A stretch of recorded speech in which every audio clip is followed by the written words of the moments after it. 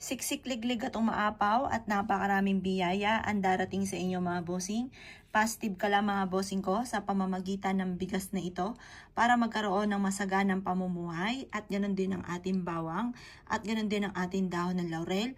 Gawin nyo po ito kung hindi araw ng Tuesday ay Friday nyo siya gagawin at sa umaga nyo lang ito gagawin.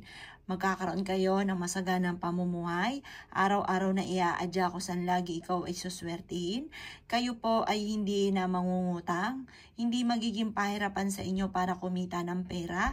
At ito pa mga bossing ko for only wishes ang ating dahon ng laurel. Lahat ng kahilingan ay matutupad.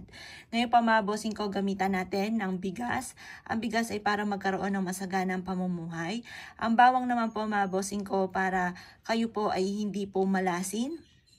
Para kung may mga kamalasan man na darating, ay kaagad itong maitataboy. At ganoon din po mga bossing ko, yung 3 sangkap na yan, basta at ikaw ay naniniwala, lalo nyo sisipagan, matapos nyo po itong gawin ha.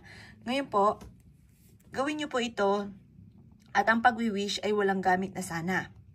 Direct to the point. Halimbawa, magkakaroon na ako ng maraming pera, lalo ko sisipagan at magtsatsaga ako at makakamit ko na ang lahat ng aking mga pinapangarap. Ganon ang mga salita ay na walang gamit na sana, direct to the point mga bossing. Maniwala ka sa mga kakayahan mo, maniwala ka na makakamit nyo lahat ng inyong ninanais.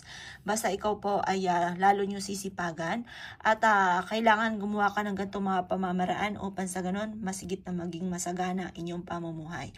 Maglagay ka ng ganito sa hapagkainan kung saan kayo ay nakain or kaya po sa center table po ninyo or kaya po mga bossing ko sa harapan ng inyong tahanan. Ang dulot nito ay swerte, masaganang pamumuhay, siksik-liglig at umapaw at maraming blessing ang darating po sa inyo. Kaya ako'y kinaniwala at nais po itong gawin, huwag ka na magpatumpik-tumpik pa.